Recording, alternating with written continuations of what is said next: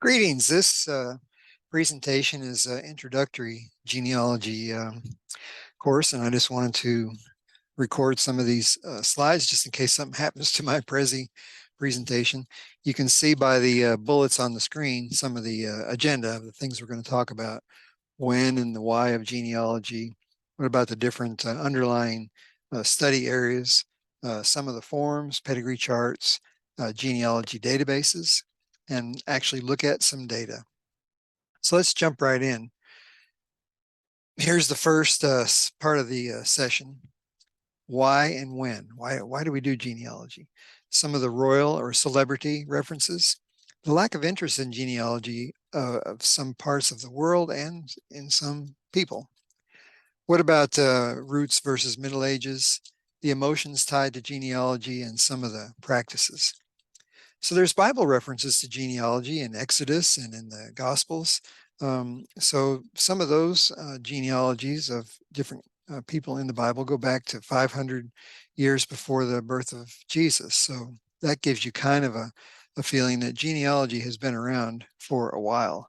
Another reference that takes you back 500 years BC is the genealogy of Confucius in China. They have long lines of genealogy study there.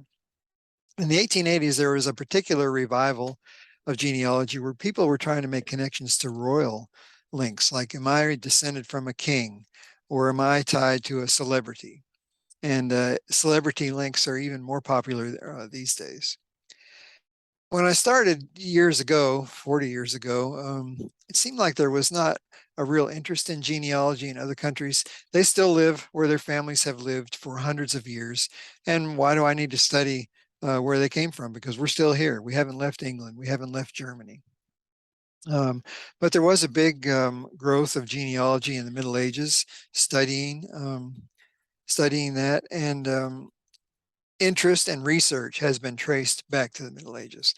Now, some people would say, well, it was the Roots miniseries in 1977 that really kicked it off, but things were already happening. You can see in the 1880s, 100 years before, things were already happening in the genealogy world. It's a very popular hobby. It doesn't cost anything. One of my favorite sayings is, try genealogy. You can't get fired and you can't quit. So that gives you a little bit about how long genealogy has been around. But, genealogists are very emotional. Boy, if you want to see somebody get fired up, just mess with some of the information about their family. But their emotions inspire. One of the reasons I learned how to use the internet in the 90s was because I was trying to use the genealogy websites. So that gives you kind of a feel for, that genealogists have influence just because they're emotional about studying their family. They say that propels research. We know genealogy is a broad-based phenomenon. Um, Genealogy influences social systems and networks. This includes collecting information and managing information in the present, as well as strategizing ways to pass legacy on to the future generation. So there's is my work, is the hundreds of hours of work, thousands of hours of work, is that going to pass on to the future? What can we do? What about information practices? Do we use librarians? Do we use information systems? Um, it's real interesting to look at some of the information practices. There's a great article online. I'll put a link to it. I think I got a link coming up that just talks about information librarians and how genealogists use systems. And of course, what is a genealogist? Well, it's a very general term, a person who traces or studies lines of family descent. That's probably a pretty generic description. So what about that search process? The big article I talked about genealogy as a community of records. We all have our own records, paper and records stored away up in our heads. We have shared records, places that I like to share, like wikitree.com, where everyone shares one big tree. It's not always easy to share one tree because we have disagreements about information.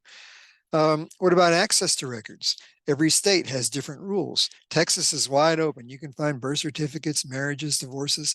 Other states are locked down. There's an outfit called reclaimtherecords.org that is trying to make sure that states are following their own state laws. And in some cases, they're trying to influence state laws to make records more available. Whose records are they? Do they belong to the state or do they belong to us? What about the importance of family records? I've told people, you've seen I've got a Mayflower certificate and a Sons of the American Revolution certificate. For those, I needed to provide birth certificates for mom, for my grandparents, great grandparents, all the way back, 7, 8, 9 generations. Wouldn't it be nice if somebody had already collected up those birth certificates and you weren't searching around for them? They are private to people, contemporaries, but how about get copies of your birth certificates, put them in a folder so your kids can have easy access to them. Genealogists work to collect and manage information in the present. The article talks about self-identification. Why do I do genealogy? I'm trying to figure out who I am, and where did I come from? And the fact that memory is personal. I wrote a little book with my memories in it. My sisters may not remember it the same way as I do. Mom has written about her memories. Martin Samuel Clemens, Mark Twain wrote an autobiography, and he says, "Hey, this is my story, and I'm sticking to it. Some of this stuff may never have happened, but that's what I'm writing down."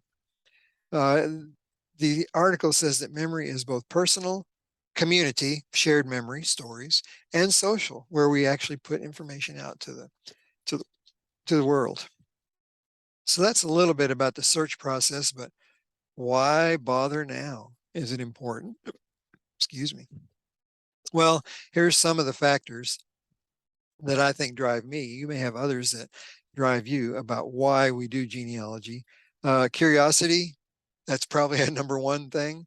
Why do we do it? I just want to know, are the stories true? Are the legends true? Supposedly, my fourth great grandfather was in Boston Harbor. He was a ship captain, and they say that Edmund Sears went over and helped throw casks of tea into Boston Harbor in 1780, whenever it was. So, so what about curiosity? I love the geography part of genealogy. I study all about the places where people live. Geography, study of physical features, but of human activity as it affects and is affected by the physical features. How are populations distributed? Are they by rivers? Are they in mountains? How do we use the land? What about industries that have come along? So to me, geography is one of my favorite parts of genealogy. I'm not so much of a sociology person, but there's a social science that focuses on our behavior, our patterns of relationships, who gets married to who, how many kids do they have, social interaction, culture. So sociology is a big reason for doing genealogy work. What about theology? Nearly every religion traces its roots via people. I've already mentioned genealogies in the Bible. What about in other traditions? In Mongolia, they are shamans. They worship their ancestors. They don't really have gods, per se. Um, what about genealogy emphasis of different faiths? Some faiths want to marry within the faith. So um, Ashkenazi Jews. There's a big DNA study that goes on that shows how that works. Latter-day Saints believe that families can be together after this life. So they study genealogy, and that is a boon, even if we're not in the Mormon church, because they've collected so many millions of records and stored them in the mountain in Salt Lake City. What about a pilgrimage and purpose? Our family's from Cape Cod. They've lived there for over 300 years. It's fun for me to make a pilgrimage back to those roots on Cape Cod in Massachusetts. Does that replace a religious community? Possibly. Religious records are very important in a study of genealogy, especially as you look back. You can find birth, baptism, marriage, death, joining and leaving of churches. So this theology angle of genealogy is a big one. How about medical? That's been more popular. You know that you can have your whole genome sequenced in a week or so now for a few $1,000s. Complete gene sequencing is available. Family history is helping with diagnosis. My daughter is working in that area. So medical there could be some breakthroughs. There could also be some negative things. What if I don't want my insurance company to know about my gene sequencing and that I have a gene that's a marker for a particular disease? So there's privacy issues to go. I mentioned sociology earlier. What about cultural issues? Culture is the beliefs, practices, and artifacts, those records, of a group. Society represents the social structures and organizations. So there's social versus cultural aspects of genealogy. So how do you start? Well, you got to start with what you know. You got to start with yourself. What do you know about yourself? Do you know where you were born? Do you know who your parents are? You may have biological parents and adoptive parents. Um, is there any difference? Not to me. My cousin was adopted from Korea. He's part of our family just as much as he's part of the original biological family that he had in Korea. Then you start branching out about you. Well, you might gather information about siblings. Okay, so we just kind of write some things down. What about parents? And you can see we're moving our way back in a genealogy fashion. But start with what you know, get that written down. Places, times, dates, stories. Stories are a lot more interesting than plain old dates. And then parents, grandparents. Okay, there's potentially four grandparents. Some have even more due to mixed families, blended families.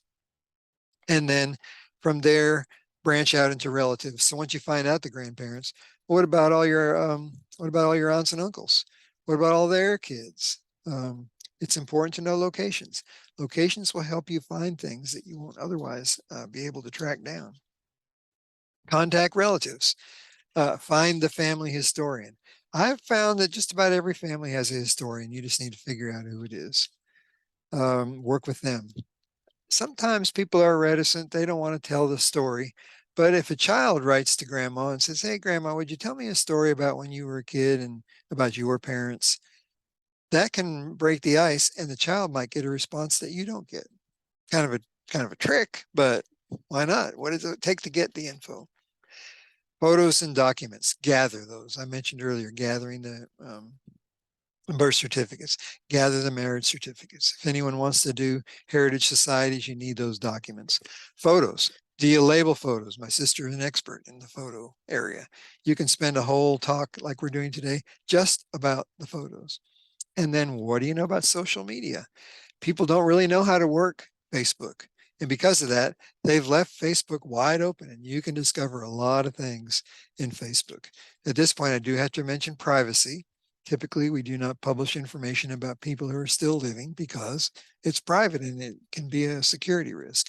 So keep in mind privacy about people that you're gathering information. You might want to reassure them. I started in the 70s. Nobody cared about exposing their uh, private info in the 70s. Now they do. So just an idea. What about one of the key elements of genealogy is to pose a question. Basically, what is it that you're trying to figure out? You'll find you'll pose many questions, but you need to start with the first one. Maybe you don't know who your father's grandfather is. Maybe you don't know the parents of a grandmother. Maiden names make it hard to track. How about where and when of a particular relationship, whether they were born, married, lived, died? What did they do? Where did they work? So pose a question and then, um, um, what's most important for you to find out. And then when you get that one done, pose your next question. Maybe you're working your way back.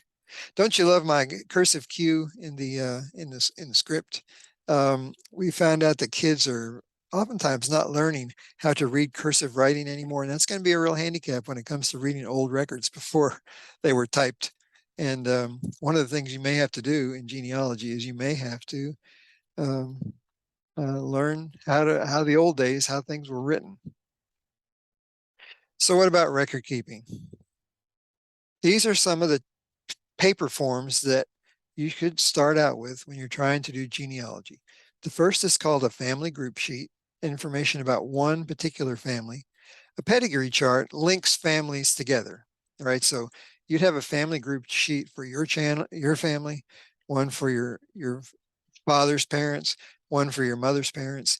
You'd have a family group sheet for each of your four grandparents or more if you have a blended family. You'd have 8 family group sheets for each of your great grandparents. So you can see how it's going to be doubling every generation you go back. The pedigree chart shows a particular person who are their ancestors. So my pedigree chart shows my line. If I replace my name on the pedigree chart with my sister, it's going to be the same going back. But if I put one of my cousins in there, their pedigree chart's going to be slightly different, right? Because it's showing their parents. And then from the grandparents back, the same. Research log. Where and when did you do it? Did you know that new information goes into Google and DuckDuckGo and other search engines every day?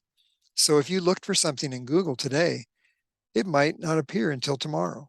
In fact, you can set a search for Google so that it will remember things that you want to search for. And if it finds something next week, it'll send you an email and say, hey, remember that person you were searching for? Something just showed up today, and they'll give you a link to it. How do you manage documents? And then finally, do you want to use a computerized system? A database typically, it could be card file, but a database is typically, we think about computerized systems. So the family group sheet, the husband and his parents, it helps to have them on here. The wife and her parents. What about other spouses? The children, information about them and their spouses, if possible. And sources. Where did you find out the information? You see the columns here to put a source number. There is a source number for every single line on this piece of paper. Every single line has a source. Even the middle name of a person has a source because we don't always know the middle name of a person.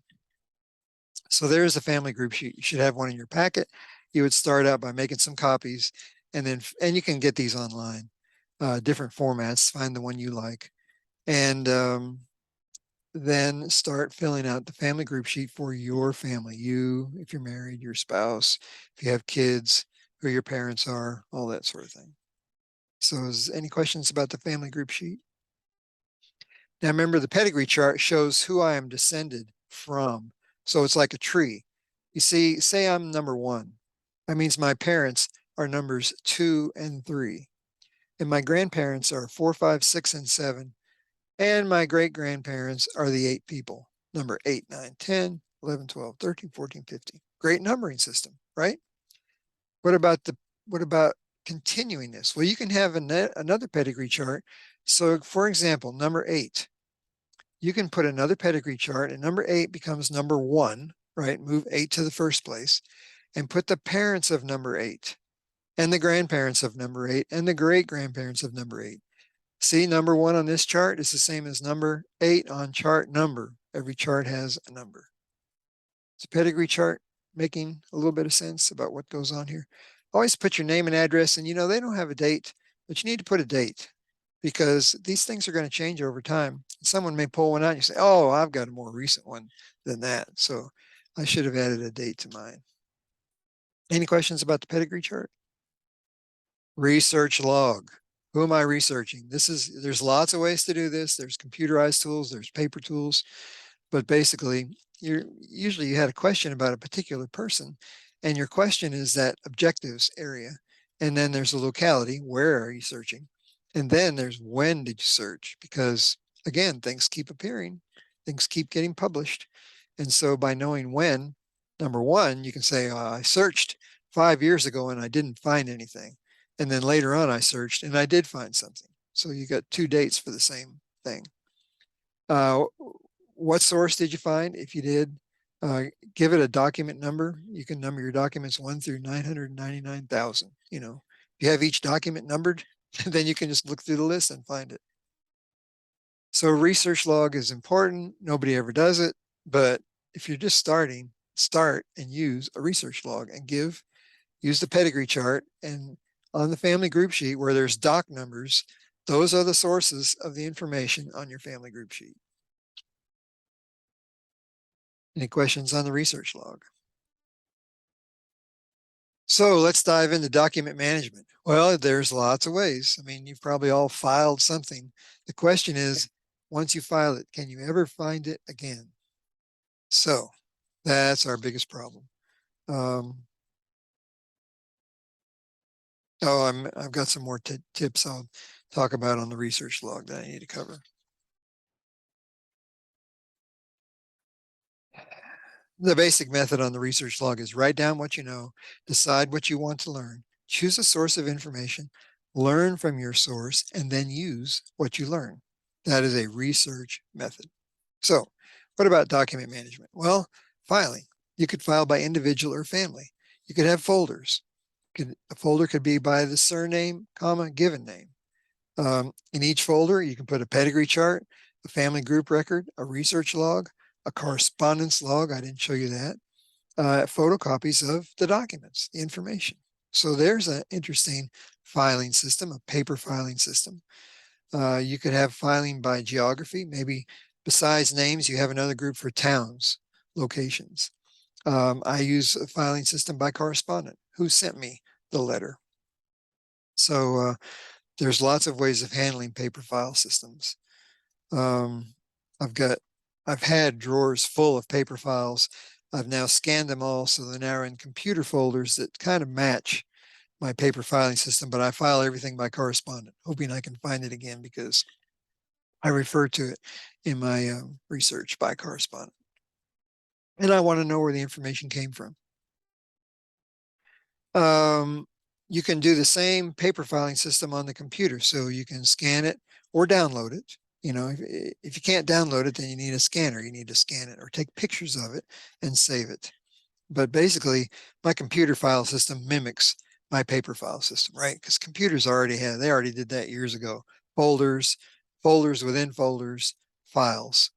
Now there are new systems that allow you to put keywords on items, and that helps you to, put things in more easily, put things in more than one virtual folder. So, and then of course there are databases. Databases are just computerized ways of organizing information. There's public ones like Ancestry and WikiTree and Family Search, just tree at Family Search. And then there's a private database you could run on your own computer. You might consider, if you're using a card file, that might be considered your database. Ways of cross-referencing and looking things up.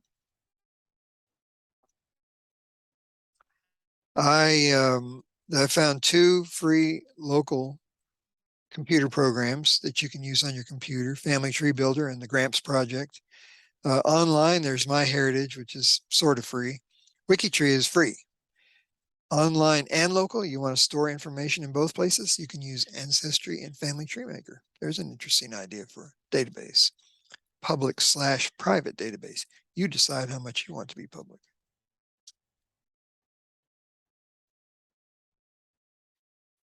So a database as a place to store data. What about sources? There's lots of sources. There's online sources, WikiTree, Family Search, Ancestry, American Ancestors, the New England Historic Genealogical Society. Um, you can store data on your local computer, but you need to have it backed up, because it can disappear at the blink of an eye. Fire, theft, human error.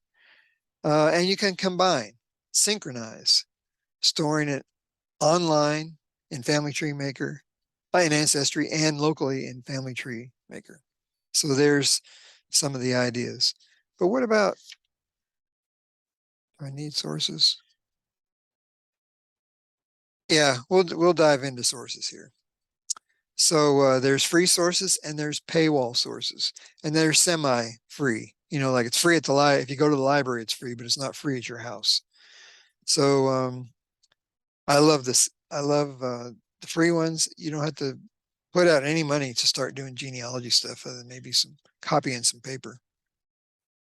The census is very interesting because, in the United States, censuses from 1880 through 1930 are indexed, and you can search for people with the sound of their name. After 1870, censuses are indexed by each household member. Between 1790, the first census, and 1870, censuses are indexed on statewide basis by the head of the household. Before 1850, only the head of the household was listed. But since then, there's been a lot of work done on census all the way up through the 1950 census. You'll be in there if you were, theoretically, if you were born in 1950 before they did the census. So here's a link to all the censuses. This presentation will be out there online, so you can access these links later. and it makes a quick way. Family Search, the LDS Church, organizes everything by collections. So to me, it's easier if I want to look in the 1900 census, which tells the month and year of a person's birth. I can go right to the collection and start searching. What about other databases? Well, newspapers, Library of Congress, loc.gov, local historical societies like Oklahoma has practically every newspaper ever printed in Oklahoma available. Newspaper archives, some you pay for, some are free. State vital records. Minnesota Historical Society has put thousands of marriage, and death records online for you to search. I just recently got some records from Minnesota. Court records are public. Many of them are public. Land records are public. Tax records are public. Search engines. Lots of sources in search engines. DuckDuckGo is supposedly one that doesn't track your searches. Find a grave. People are just out there taking pictures of tombstones just for fun. And you'll find some of your family at Find a Grave. Billion Graves is a newer one. It does have sort of a charge, but I use it sometimes, but typically I focus on Find a Grave. Um, Social media. I like to use Linktree, linktr.ee, because there I put links to all my stuff. So I can never remember, where did I leave this or that? I just go to my Linktree and there's the link. What about other social media? Facebook, we all know about. I'm sure you've heard of Twitter, Instagram, LinkedIn, YouTube, WhatsApp, Pinterest. In my Pinterest account, I publish pictures of tombstones that I find on Find a Grave. So I'm just kind of collecting all the Sears tombstones. Um, blogs. What about blogs? I've got two different blogs that I use to write about genealogy. It's a good place to practice writing. What about local sources? Here we are in the library. They have a reference section. They almost always have who's who, if you have any famous members. Right here in Oklahoma City, we have an LDS Family History Center on Northwest 63rd Street. They love to help people. You can walk right in, and things that you cannot access at home in the mountain in Salt Lake City can be accessed by going to the Family History Center when they're open. We have an amazing resource, especially for Native American heritage in the Oklahoma Historical Society. We have local genealogical societies, Edmond and Oklahoma. We have the OKC Metro Libraries, Pioneer. We have the county deeds registrars in both Oklahoma County, Canadian County, Cleveland County. Churches, if churches are going to let you look at their records. Funeral homes have records. I went to a funeral home recently. I was working on a case, and they gave me a copy of a death certificate because I showed them that I was involved in the case. And then there's sources in print. The handy book for genealogists tells you who, what, when, where. This is all online now at the LDS on a wiki site, but I still use this book once in a while. There we go. What about records?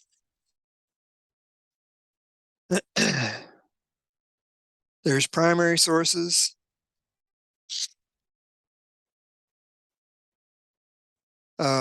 Family records, vital records, alternatives to vital records like the census, the Social Security Death Index, cemetery records, newspaper, birth, marriage, death, military records, school records, work and pension apps, who's who I mentioned, letters, other genealogies. You're probably not the first.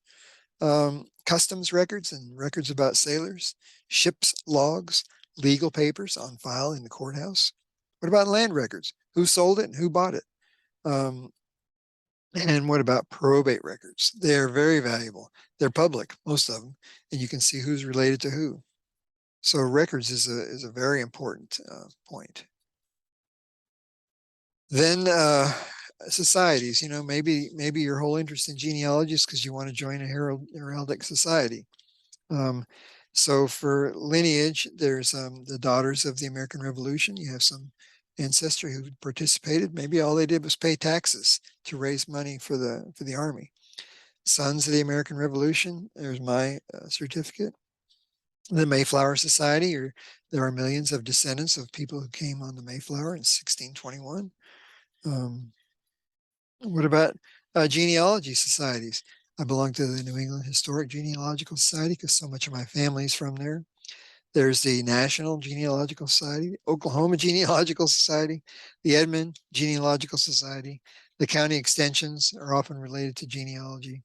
I belong also to the Cape Cod Genealogical Society. So lots of information about societies going on.